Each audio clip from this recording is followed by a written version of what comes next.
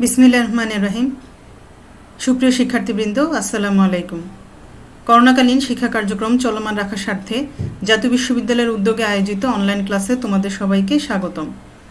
সবাইকে স্বাস্থ্যবিধি মেনে চলার আহ্বান জানাচ্ছি। বরাবরের মতো তোমাদের সাথে আছি আমি হাফিজা বেগম, সহযোগী অধ্যাপক, প্রাণীবিদ্যা বিভাগ, সরকারি সৈয়দ হাতেম আলী কলেজ, বরিশাল। আজকে আমি প্রাণীবিদ্যা অধ্যয়নে যন্ত্রপাতি অর্থাৎ ইনস্ট্রুমেন্টেশন ইন জুলজিক্যাল স্টাডিজ সম্পর্কে তোমাদের সাথে আলোচনা করব।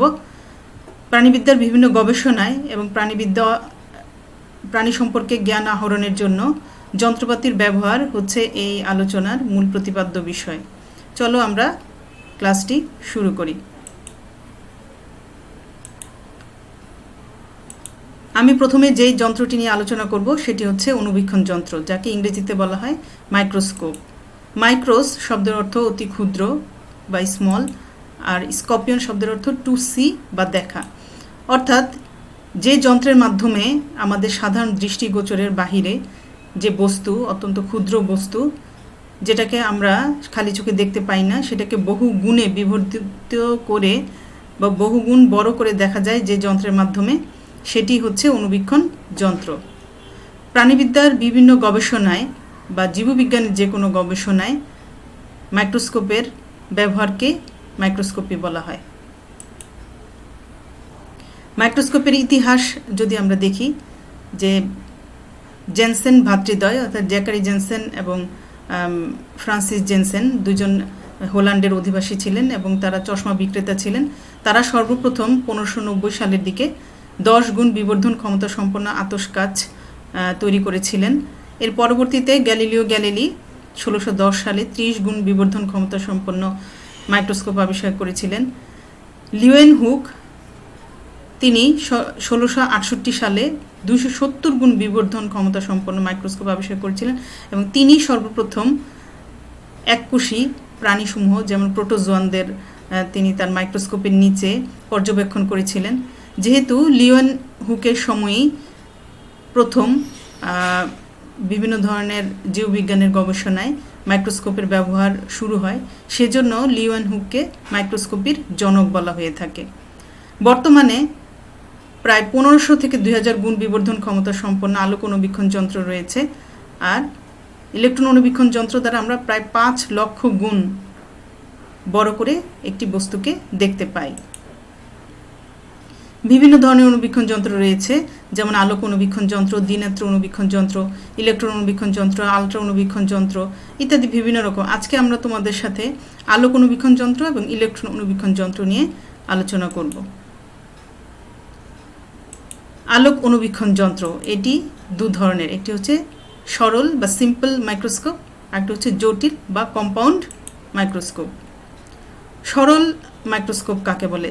যে মাইক্রোস্কোপের মধ্যে আমরা বা যে মাইক্রোস্কোপ দ্বারা আমরা 10 থেকে 40 গুণ বড় করে কোনো একটি বস্তুকে দেখতে পাই এবং যার বীক্ষণ পদ্ধতি মোটামুটি সরল, তাকে বলা হয় সরল অণুবীক্ষণ যন্ত্র। সাধারণত ক্ষুদ্র প্রাণী এবং এর অংশবিশেষ এই মাইক্রোস্কোপের মাধ্যমে পর্যবেক্ষণ করা যায়।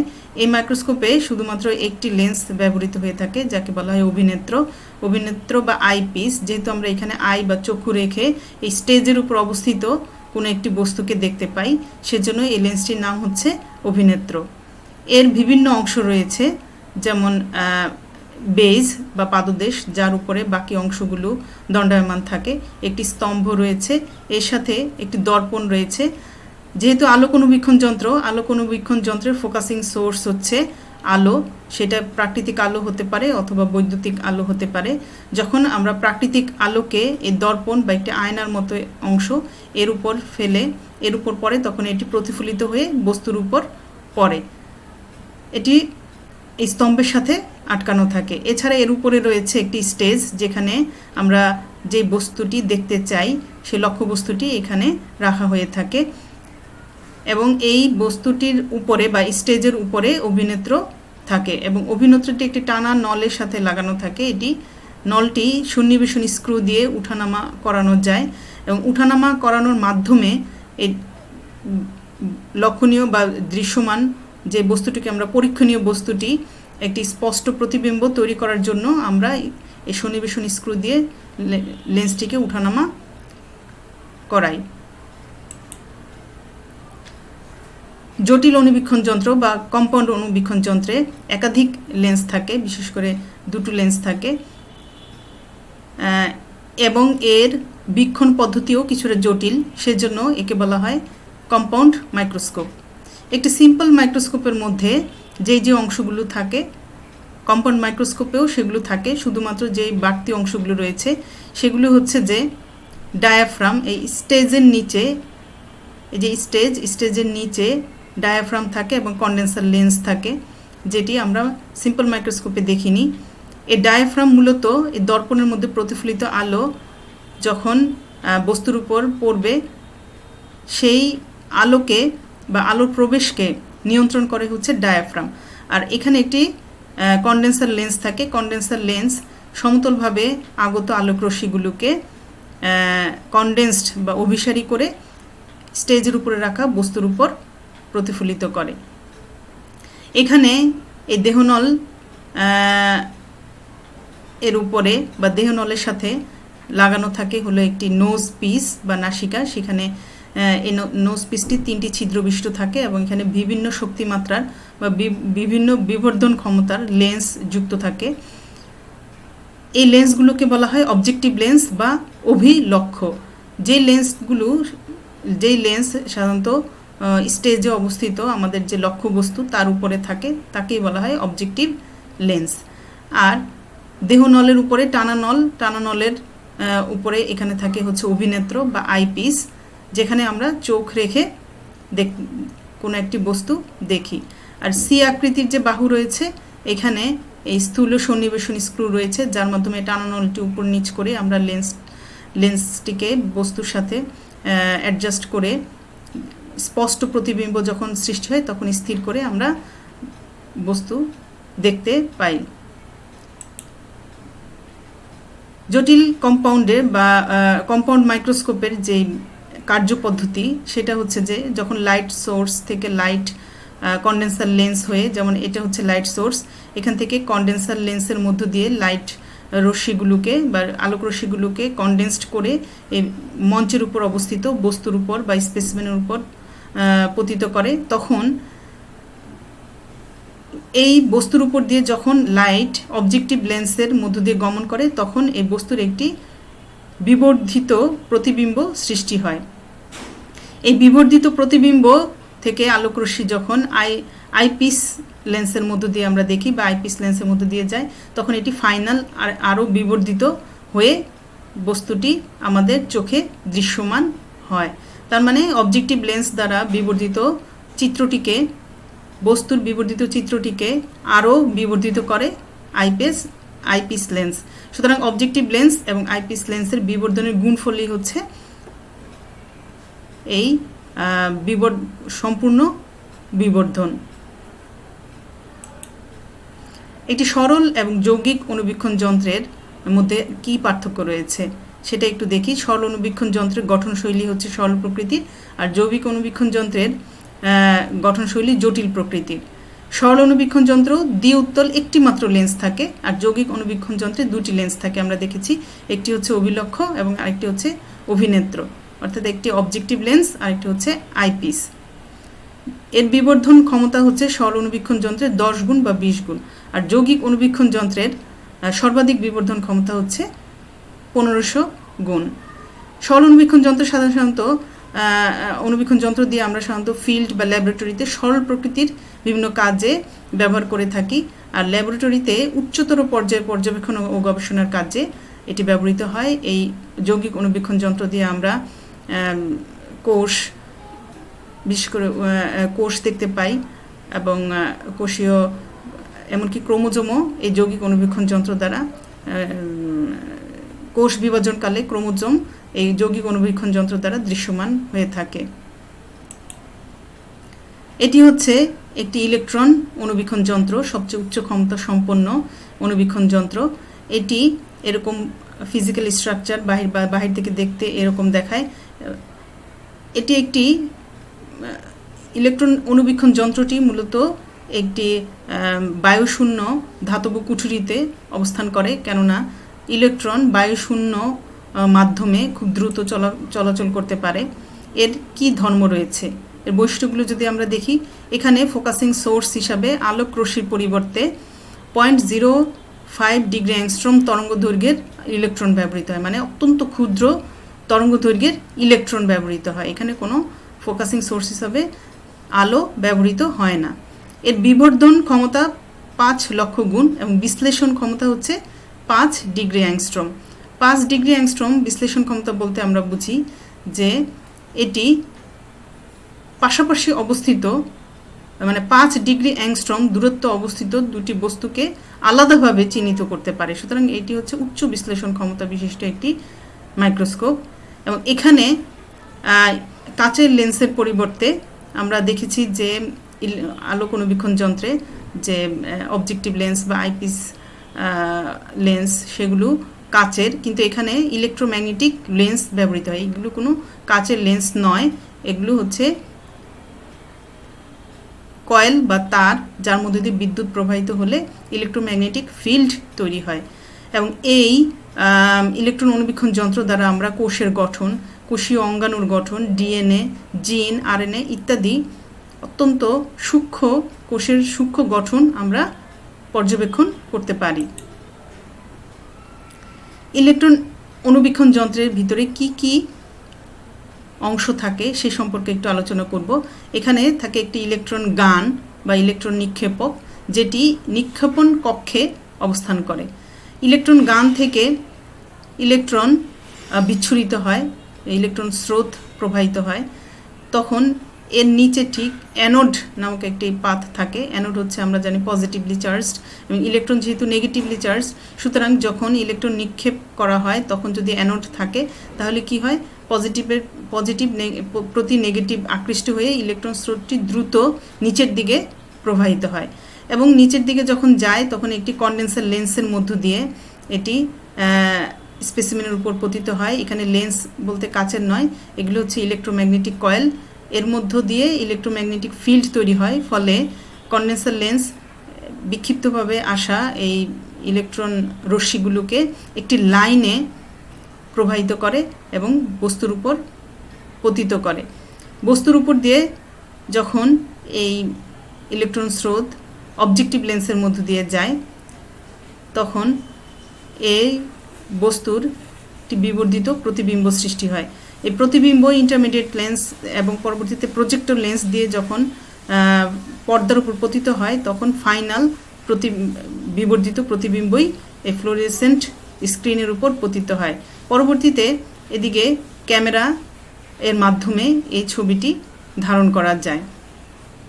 এছাড়াও আমরা একটু পিছনের ছবিটি দেখি। এছাড়াও এই পাশে ছবি তোলা যায়, প্লাস এর সাথে কম্পিউটারের মনিটর যুক্ত থাকে এবং এই মনিটরের মধ্যে বিবর্ধিত চিত্রটি পর্যবেক্ষণ করা যায়। ইলেকট্রন অনুবীক্ষণ যন্ত্র দুই ধরনের, ট্রান্সমিশন ইলেকট্রন অনুবীক্ষণ যন্ত্র এবং স্ক্যানিং ইলেকট্রন অনুবীক্ষণ যন্ত্র। আমি 3 ধরনের অনুবীক্ষণ যন্ত্র, যেটি হচ্ছে লাইট মাইক্রোস্কোপ, এটা হলো ট্রান্সমিশন ইলেকট্রন মাইক্রোস্কোপ এবং স্ক্যানিং ইলেকট্রন মাইক্রোস্কোপকে পাশাপাশি রেখে তুলনা করে তোমাদেরকে একটু বুঝিয়ে বলছি। আমরা তো লাইট মাইক্রোস্কোপে দেখলাম যে কিভাবে প্রতিবিম্ব তৈরি হয়, এর কার্যপদ্ধতি। আমি এতক্ষণ যেই ইলেকট্রন মাইক্রোস্কোপের বর্ণনা করলাম সেটা ছিল transmission electron microscope. Scanning electron মাইক্রোস্কোপের বেলায় কি হয়, সেখানেও ইলেকট্রন সোর্স থেকে ইলেকট্রন প্রবাহিত হয় কন্ডেন্সার লেন্সের মধ্য দিয়ে প্রবাহিত হয়ে এটি স্ক্যানিং কয়েল এর মধ্য দিয়ে প্রবাহিত হয়। এখানে মূলত যেই বস্তুটি বা লক্ষ্য বস্তু আছে আমাদের, যাকে আমরা বড় করে দেখতে চাই, সেই বস্তুটিকে মূলত স্ক্যান করা হয় এবং স্ক্যানিংয়ের ফলে কি হয়, এখানে যে ইলেকট্রন স্রোত আসে, এই স্রোতটি বা ইলেকট্রন এর বিভিন্ন অংশে বাধাপ্রাপ্ত হয়ে বিক্ষিপ্তভাবে ছড়িয়ে পড়ে, বিক্ষেপণ হয় এই ইলেকট্রনের। এই বিক্ষেপণটি ডিটেক্টর দ্বারা গৃহীত হয়, হয়ে এটি মনিটরের মধ্যে একটি 3D পিকচার দৃশ্যমান করে। সুতরাং স্ক্যানিং ইলেকট্রন মাইক্রোস্কোপের মধ্য দিয়ে আমরা কোনো একটি বস্তুর 3D চিত্র দেখতে পাই, কিন্তু ট্রান্সমিশন ইলেকট্রন মাইক্রোস্কোপের মধ্য দিয়ে আমরা বস্তুটি 2D বা 2 ডাইমেনশনাল চিত্র দেখতে পাই। এখন আমরা আলোক অনুবীক্ষণ যন্ত্র এবং ইলেকট্রন অনুবীক্ষণ যন্ত্রের মধ্যে পার্থক্য কি সেটা এতক্ষণ হয়তো আমরা বুঝে ফেলেছি। তারপরে আরেকবার তোমাদেরকে বলছি, কারণ এটি পরীক্ষায় খুব বেশি আসে। তোমরা দেখো এখানে ফোকাসের উৎস কি? আলোক অনুবীক্ষণ যন্ত্রের ফোকাসের উৎস হচ্ছে সূর্যালোক বা বৈদ্যুতিক বাল্বের আলো, আর এখানে ফোকাসিং সোর্স হচ্ছে ইলেকট্রন বিম বা যা ইলেকট্রন গান থেকে বিচ্ছুরিত হয়। ইলেকট্রন বিম বলতে এখানে স্রোত, ইলেকট্রন স্রোত বোঝানো হচ্ছে। তরঙ্গ দৈর্ঘ্য 400 থেকে 700 ন্যানোমিটার, আর ইলেকট্রন অনুবীক্ষণ যন্ত্রের এই ইলেকট্রন স্রোতের তরঙ্গ দৈর্ঘ্য হচ্ছে 0.005 ন্যানোমিটার। গ্লাস লেন্স দ্বারা হলো এখানে লেন্সগুলো ব্যবহৃত হয়, আর এখানে হচ্ছে ইলেকট্রোম্যাগনেটস। সর্বাধিক বিবর্ধন 1500, এখন বর্তমানে 2000 গুণ বিবর্ধন ক্ষমতা সম্পন্ন আলোক অনুবীক্ষণ যন্ত্র রয়েছে। 5 লক্ষ গুণ বড় করে ইলেকট্রন অনুবীক্ষণ যন্ত্রের মধ্যে দেখা যায়। এর বিশ্লেষণ ক্ষমতা হচ্ছে 200 ন্যানোমিটার, আর ইলেকট্রন অনুবীক্ষণ যন্ত্রের বিশ্লেষণ ক্ষমতা 0.5 ন্যানোমিটার। অর্থাৎ আলোক অনুবীক্ষণ যন্ত্র দিয়ে আমরা পাশাপাশি 200 ন্যানোমিটার দূরত্বে অবস্থিত বস্তুকে আলাদা করে চিনতে পারে, কিন্তু এর চেয়ে কম দূরত্বের বস্তুকে সে একটি বস্তু হিসাবে চিহ্নিত করে। কিন্তু ইলেকট্রন অনুবীক্ষণ যন্ত্র 0.5 ন্যানোমিটার দূরত্বের বস্তুকেও সে আলাদাভাবে চিহ্নিত করতে পারে। আলোক অনুবীক্ষণ যন্ত্রের স্পেসিমেন জীবিত বা মৃত হতে পারে, আর ইলেকট্রন অনুবীক্ষণ যন্ত্রে সবসময় মৃত, ডিহাইড্রেটেড বা তুলনামূলকভাবে ক্ষুদ্র বা পাতলা বস্তুই আমরা দেখতে পাই, মানে পাতলা বস্তুকে স্পেসিমেন হিসেবে রাখা হয়। ইমেজ সাধারণত রঙিন, কিন্তু ইলেকট্রন অনুবীক্ষণ যন্ত্রের ইমেজ সাধারণত সাদা কালো হয়ে থাকে। এর পর্যবেক্ষণের প্রকৃতি ইমেজ চোখ দ্বারা দৃষ্টি এবং ক্যামেরার সাহায্যে ফটোগ্রাফিক ফিল্মে রেকর্ড করা যায়, আর ইমেজ ফ্লোরেসেন্ট স্ক্রিনে দেখা যায় এবং ফটোগ্রাফিক ফিল্মে রেকর্ড করা যায়।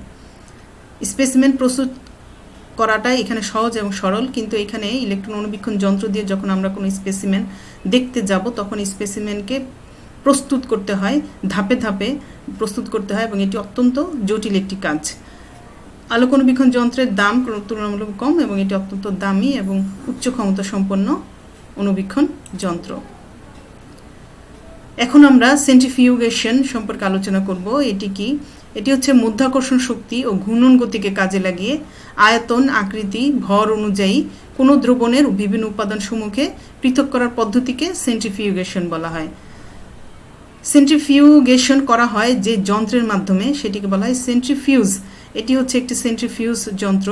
এই সেন্ট্রিফিউজ যন্ত্রের মূলত ঘূর্ণন গতিকে কাজে লাগানো হয়, এবং ঘূর্ণনের ফলে বিভিন্ন ভর অনুসারে বেশি ভরের জিনিস, বস্তু, দ্রব্য পাত্রের নিচের দিকে থাকে এবং কম ভর উপরের দিকে থাকে। সুতরাং তাদের আয়তন, আকৃতি, ভর অনুযায়ী কোনো একটি দ্রবণের দ্রব্যগুলো বিভিন্ন স্তরে সজ্জিত হয়, তখন আমরা সেটিকে পৃথক করে ফেলতে পারি। এবং এই সেন্ট্রিফিউগেশন যন্ত্রের মূল প্রধান অংশ হচ্ছে রোটেটর। এই যে এটি একটি রোটেটর, যেটি বিদ্যুৎ প্রবাহের যখন দেওয়া হয় তখন এটি ঘুরতে থাকে। ইলেকট্রিক সেন্ট্রিফিউজ মেশিনের ঘূর্ণন হচ্ছে 7 থেকে 8000 রোটেশন পার মিনিট। আরপিএম এর পুরো ইলাবোরেশন হচ্ছে রোটেশন পার মিনিট, মানে প্রতি মিনিটে ঘূর্ণন হার কতবার করে ঘুরছে সেটিকে আরপিএম দ্বারা প্রকাশ করা হয়। ইলেকট্রিক সেন্ট্রিফিউজ মেশিনে আরপিএম হচ্ছে 7 থেকে 8000, আর আলট্রা সেন্ট্রিফিউজ মেশিনের আরপিএম হচ্ছে 70000। তার মানে প্রতি মিনিটে আলট্রা সেন্ট্রিফিউজ মেশিনে এই রোটেটরটি 70000 বার ঘুরে, এবং এই অতি দ্রুত ঘূর্ণনের ফলে কিন্তু আমরা এখানে এই আলট্রা সেন্ট্রিফিউজ মেশিনে কোষীয় অঙ্গাণু, প্লাজমা মেমব্রেন, ডিএনএ, আরএনএ, বিভিন্ন প্রোটিন স্তর, লিপিড স্তর ইত্যাদি বিভিন্ন স্তরে আমরা এই উপাদানগুলো আলাদা হয়ে যায়। তখন আমরা তাদের ভর অনুসারে বিভিন্ন স্তরে সজ্জিত হয়, তখন এই জিনিসগুলোকে আলাদা করে পর্যবেক্ষণ করা যায়। আর ইলেকট্রিক সেন্ট্রিফিউজের যেহেতু আরপিএম কম, এখানে কোষীয় অঙ্গাণুগুলোকে পৃথক করা যায়।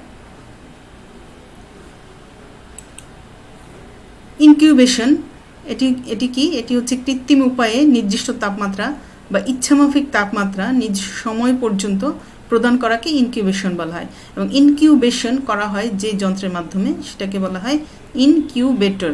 ইনকিউবেটর মূলত যে একটি তাপমাত্রা নিয়ন্ত্রক যন্ত্র, যেখানে ইচ্ছামতো আমি যাকে ইনকিউবেট করতে চাচ্ছি সেটার যা প্রয়োজন যে তাপমাত্রা সেই তাপমাত্রায় রেখে করা যায়। তার মানে ইচ্ছামাফিক তাপমাত্রাকে নির্দিষ্ট সময় পর্যন্ত ইনকিউবেট করা যায়। তো এই ইনকিউবেটর আমরা বিভিন্ন কাজে ব্যবহার করতে পারি, যেমন কলাতাত্ত্বিক স্লাইড প্রস্তুতকালে টিস্যু রোস্টিং করতে এই ইনকিউবেটর ব্যবহৃত হয়। 60 ডিগ্রি সেন্টিগ্রেড তাপমাত্রায় আমরা যে মাইক্রোটমির সময় এই টিস্যুকে রোস্টিং করার জন্য এর ভিতরে মোম এমবেডিং করার জন্য 20 থেকে 25 মিনিট আমরা ইনকিউবেটর এর মধ্যে রেখে দেই। ডিম থেকে বাচ্চা ফোটাতে আবার অপরিণত শিশুর পরিচর্যায়, মানে যদি অপরিণত শিশু জন্ম লাভ করে তখন সেই শিশুকে মায়ের গর্ভে যেই তাপমাত্রায় থাকে সেই তাপমাত্রায় রেখে ইনকিউবেটরের মধ্যে একে পরিচর্যা করা যায়। কোনো উপকরণ শুষ্ক করতে এবং নির্দিষ্ট তাপমাত্রায় সংরক্ষণ করতে আমরা ইনকিউবেটর ব্যবহার করতে পারি। নিক্তি বা ব্যালেন্স, এটি হচ্ছে সূক্ষ্মভাবে ওজন পরিমাপক যন্ত্র, অর্থাৎ কোনো বস্তু সূক্ষ্ম কোনো অনেক সময় আমাদের গবেষণা কাজের জন্য বিভিন্ন রাসায়নিক উপাদানসমূহ সূক্ষ্মভাবে পরিমাপ করার প্রয়োজন হয় বিভিন্ন দ্রবণ বানানোর উদ্দেশ্যে। সেক্ষেত্রে আমরা এই ধরনের ব্যালেন্স ইউজ করতে পারি। একটি জানা এর কার্যপদ্ধতি কি? জানা ভর বিশিষ্ট বাটখারার সাহায্যে অজ্ঞাত ভর বিশিষ্ট বস্তুর ভর নির্ণয় করা যায়। এখানে একটি জানা ভর দিয়ে বা বাটখারা দিয়ে আমরা এখানে আমি যে বস্তু ওজন পরিমাপ করতে চাই সেটি রেখে এর ওজন পরিমাপ করতে পারি। বিভিন্ন ধরনের ব্যালেন্স রয়েছে, যেমন কম্প্রেশন ব্যালেন্স, চাপের ফলে এটি হয়, postal balance, table balance, spring balance, platform balance, electronic balance. Electronic balance মূলত ডিজিটাল ব্যালেন্স। এই ব্যালেন্সের মধ্যে অতি সূক্ষ্ম বস্তু আমরা সূক্ষ্মভাবে পরিমাপ করতে পারি। মাইক্রোটোম, যে যন্ত্রের সাহায্যে প্রাণীদেহের অঙ্গ প্রত্যঙ্গের বিভিন্ন কলা বা টিস্যুকে অতি পাতলা সেকশনে কর্তন করা যায় তাকেই মাইক্রোটোম বলা হয়। কলা এবং টিস্যুর গঠন পর্যবেক্ষণের জন্য আমাদেরকে এই কলা বা টিস্যুকে অতি পাতলা সেকশনে কর্তন করতে হয় এবং সেই কর্তনের কাজটি আমরা মাইক্রোটোম মেশিন ব্যবহার করে করতে পারি, যেখানে মাইক্রোস শব্দের অর্থ স্মল বা মাইনিউট বা অতি ক্ষুদ্র এবং টোম শব্দের অর্থ টু কাট বা ছেদন, তার মানে অতি ক্ষুদ্র বা পাতলা করে ছেদন করা যায় যে যন্ত্রের মাধ্যমে, সেটি হচ্ছে মাইক্রোটোম। সূক্ষ্মচ্ছেদের পূর্ব শর্ত হচ্ছে টিস্যুর দৃঢ়ভূতকরণ, অর্থাৎ যেহেতু কলা বা টিস্যু অত্যন্ত নরম একটি অংশ, সুতরাং একে ছেদ করার জন্য একে কিছুটা শক্ত বা দৃঢ় করে নিতে হয় এবং এই কাজটি আমরা করে থাকি রোস্টিংয়ের মাধ্যমে, যেটা একটু আগে তোমাদের সাথে আলোচনা করেছি। ইনকিউবেটর এক্ষেত্রে আমরা ব্যবহার করি।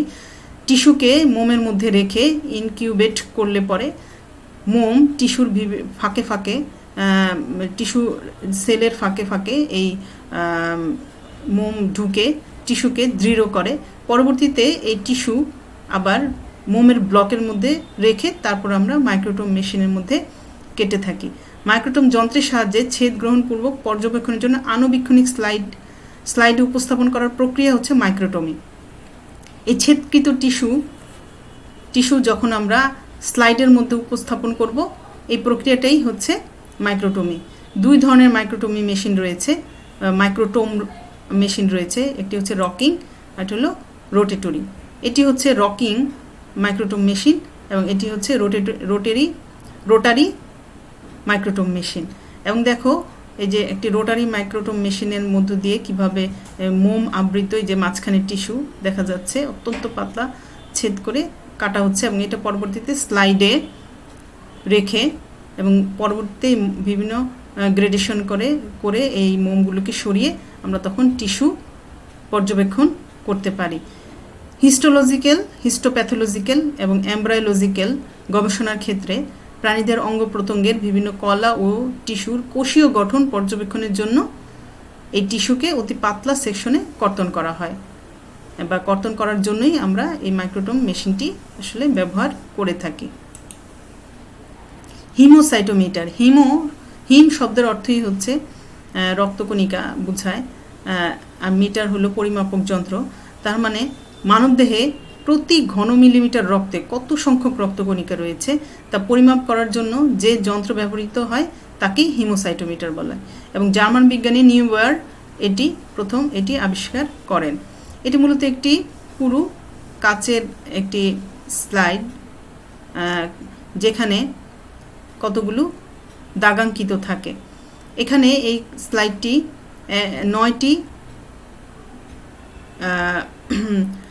দাগাঙ্কিত থাকে 9টি ঘরে, এবং প্রত্যেকটি দেখো রেড কালার দিয়ে, প্রত্যেকটি ঘরের সাইজ হচ্ছে বা ক্ষেত্রফল হচ্ছে 1 বর্গ মিলিমিটার এবং এর আয়তন হচ্ছে 100 ন্যানোলিটার, অর্থাৎ 100 ন্যানোলিটার আয়তনের জিনিস এখানে রাখা যাবে। প্রত্যেকটি ঘরকে আবার বা প্রকোষ্ঠকে, এগুলোকে বলা হয় গণনা প্রকোষ্ঠ। প্রত্যেকটি প্রকোষ্ঠ দেখো, প্রত্যেকটি এখানে যে 9টি প্রকোষ্ঠ রয়েছে, প্রত্যেকটি প্রকোষ্ঠ আবার 16টি সাব প্রকোষ্ঠে বিভক্ত এবং প্রত্যেকটি সাব প্রকোষ্ঠ এই যে গ্রিন কালার দিয়ে আইডেন্টিফাই করা হচ্ছে, এটির ক্ষেত্রফল হচ্ছে 0.0625 বর্গ মিলিমিটার। আবার এখানে এই যে এগুলো দিয়ে শ্বেত রক্তকণিকা পরিমাপ করা হয়, শ্বেত রক্তকণিকার গণনা করা হয়। আর মাঝের যে প্রকোষ্ঠটি রয়েছে, এই প্রকোষ্ঠটি 25টি সাব প্রকোষ্ঠে বিভক্ত, 25টি সাব প্রকোষ্ঠে বিভক্ত। প্রতিটি প্রকোষ্ঠের, যেমন ইয়েলো কালার দিয়ে এটি চিহ্নিত করা হয়েছে, এর সাইজ হচ্ছে 0.04 মিলিমিটার স্কোয়ার, মানে বর্গ মিলিমিটার। আবার এই প্রত্যেকটি সাব প্রকোষ্ঠ আবার 16টি আরও ছোট প্রকোষ্ঠে, 16টি প্রকোষ্ঠে বিভক্ত। এই যে এটাকে ব্লু কালার দিয়ে চিহ্নিত করা হয়েছে এবং এর সাইজ হচ্ছে 0.0025 মিলিমিটার স্কোয়ার। এখন এই মাঝের এই প্রকোষ্ঠটি দিয়ে আরবিসির সংখ্যা গণনা করা হয় এবং এগুলো দিয়ে ডব্লিউবিসির সংখ্যা গণনা করা হয়। এখানে প্রতিটি প্রকোষ্ঠের এই যে সাব প্রকোষ্ঠ, যেটা 1/25 মিলিমিটার স্কোয়ার যার সাইজ, তার মধ্যে যে কয়টি লোহিত রক্তকণিকা আছে সেটা প্রথমে গণনা করা হয়। তারপরে যে এখানে যদি আমরা গণনা করতে পারি তাহলে আমরা বুঝতে পারবো যে 4 ন্যানোলিটারে কয়টি লোহিত রক্তকণিকা রয়েছে। এভাবে যদি 4 ন্যানোলিটারে কয়টি লোহিত রক্তকণিকা রয়েছে এটা যদি আমরা নির্ণয় করতে পারি, তাহলে 1 মাইক্রোলিটার বা 1000 মাইক্রোলিটারে কতগুলো আরবিসি রয়েছে সেটা আমরা নির্ণয় করতে পারবো। স্ফিগমোম্যানোমিটার, যেটি হচ্ছে রক্তচাপ পরিমাপক যন্ত্র। এই রক্তচাপ পরিমাপক যন্ত্রের সাথে একটি সহায়ক যন্ত্র থাকে, সেটাকে বলা হয় স্টেথোস্কোপ। আমরা জানি যে আমাদের হৃৎপিণ্ড পাম্প করে বলেই আমাদের সারা দেহে রক্ত প্রবাহিত হয়। হৃৎপিণ্ড এর সংকোচনকে বলা হয় সিস্টল এবং প্রসারণকে বলা হয় ডায়াস্টল। একবার সংকোচনের ফলে ধমনীর উপর রক্ত চলাচলের সময় ধমনীর উপর যে চাপ সৃষ্টি করে সেটাকে বলা হয় সিস্টোলিক চাপ, আর ডায়াস্টলের সময় যে চাপ ধমনীর উপর সৃষ্টি হয় সেটাকে বলা হয় ডায়াস্টলিক চাপ। তার মানে সিস্টোলিক চাপ এবং ডায়াস্টলিক চাপ মিলেই মূলত রক্তচাপ। স্বাভাবিকভাবে একটি স্বাভাবিক মানুষের রক্তচাপ হচ্ছে 120/80 মিলিমিটার পারদ, অর্থাৎ 120 হচ্ছে এখানে সিস্টোলিক চাপ এবং 80 হচ্ছে ডায়াস্টলিক চাপ। এটা কিভাবে পরিমাপ করা হয়? এখানে স্ফিগমোম্যানোমিটারের যে কাফ বা বাহুবন্ধনী রয়েছে এবং এখানে একটি ম্যানোমিটার রয়েছে আর বায়ু পাম্প রয়েছে। কাফটি যে ব্যক্তির রক্তচাপ মাপা হবে তার বাহুতে আটকে দেওয়া হয় এবং এই পাম্প দিয়ে এর মধ্যে বায়ু প্রবেশ করানো হয় এবং তখন যখন বায়ু প্রবেশ করানো হতে থাকে তখন এই ম্যানোমিটারে রিডিং আসে এবং এটি 200 মিলিমিটার পারদ পর্যন্ত উঠাতে হবে। তারপর এই ফাঁকে এখানে যে আমাদের যে স্টেথোস্কোপ আছে এই স্টেথোস্কোপের চেস্ট পিসটি ব্র্যাকিয়াল ধমনীর উপর রাখতে হবে। তারপর আমরা যখন এই বায়ু ঢোকানোর পরে বা চাপ 200 মিলিমিটার পারদ উঠানোর পরে আস্তে আস্তে এই বায়ু পাম্পের স্ক্রু দিয়ে স্ক্রু খুলে খুব সাবধানে আস্তে আস্তে বায়ু ছেড়ে দিতে হবে এবং তখন পারদ স্তম্ভ বা এই রিডিং নামতে থাকে। যেই মুহূর্তে এই ইয়ারপিসটি কানে থাকবে, ইয়ারপিস দিয়ে যখন শব্দ শুরু হবে, টিক টিক শব্দ হবে, এই শব্দ যখন শুরু হবে তখন সেটা হচ্ছে সিস্টোলিক চাপ। স্বাভাবিক মানুষের 120 রিডিং থেকে টিকটিক শব্দ শুরু হয় এবং 80 যখন হয় 80 পর্যন্ত এই টিকটিক শব্দ চলতে থাকে এবং তারপর এই শব্দটি বন্ধ হয়ে যায়। যখন বন্ধ হয়ে যাবে সেটি হচ্ছে ডায়াস্টোলিক চাপ, আর যখন এই শব্দটি শুরু হবে সেটি হলো সিস্টোলিক চাপ। তো এভাবে মূলত স্পিগমোম্যানোমিটারের মাধ্যমে রক্তচাপ পরিমাপ করা হয়। ফটোগ্রাফি প্রাণীর শনাক্তকারী বৈশিষ্ট্য পর্যবেক্ষণ, তাদের আচার আচরণ, স্বভাব, বাসস্থান এবং জীবনচক্র পর্যবেক্ষণের জন্য ক্যামেরার ব্যবহারকে ফটোগ্রাফি বলে। আমরা বর্তমানে দেখি যে বিভিন্ন রকম প্রাণী গবেষণায়, বিশেষ করে ডিসকভারি চ্যানেল, অ্যানিম্যাল প্ল্যানেট চ্যানেলে বিভিন্ন প্রাণীদের যে শিকার করার পদ্ধতি, তাদের জীবন পদ্ধতি, এগুলো কিন্তু যে দেখি এগুলো হলো এই আজকালকার এই ফটোগ্রাফির ব্যবহার প্রাণীদের শনাক্তকরণে বা তাদের জীবনচক্র পর্যবেক্ষণে। এখানে বিভিন্ন রকম ডিজিটাল ক্যামেরা ব্যবহৃত হয়। দূরবর্তী কোনো বস্তু প্রাণীকে দেখার জন্য এই ক্যামেরার সাথে জুম লেন্স ব্যবহার করা হয়। আবার এমনকি আমরা বর্তমানে অণুবীক্ষণ যন্ত্রের মধ্যেও ক্যামেরা বসিয়ে আমরা অতি ক্ষুদ্র বস্তুর ছবি তুলতে পারি এবং সে সম্পর্কে গবেষণা করতে পারি। ক্যামেরা লুসিডা অণুবীক্ষণ যন্ত্রে দৃষ্ট কোনো বস্তুর বিবর্তিত চিত্র যথাযথভাবে আঁকার জন্য এই ক্যামেরা লুসিডা ব্যবহার করা হয়। তার মানে অণুবীক্ষণ যন্ত্রে যখন আমরা কোনো একটি বস্তু দেখব, সেটার যে বিবর্তিত চিত্র আমাদের চোখে এসে ধরা পড়ে, সেই চিত্রটি আমরা আবার ক্যামেরা লুসিডার মাধ্যমে আঁকতেও পারবো। প্রিজম এবং আয়নার সমন্বয়ে এটি গঠিত হয়। প্রিজম এবং আয়নার সমন্বয়ে এটি গঠিত হয়। ক্যামেরা লুসিডাকে এর ধাতব রিংয়ের সাহায্যে আইপিসের উপরিভাগে সংযোজন করা হলে একই সাথে নমুনা এবং অণুবীক্ষণ যন্ত্রের ডান দিকে রাখা ড্রয়িং শিট ও পেন্সিলের ছায়া দৃশ্যমান হবে। এর ফলে অণুবীক্ষণ যন্ত্রের বস্তুটির চিত্র যথাযথভাবে আঁকা সম্ভব হবে।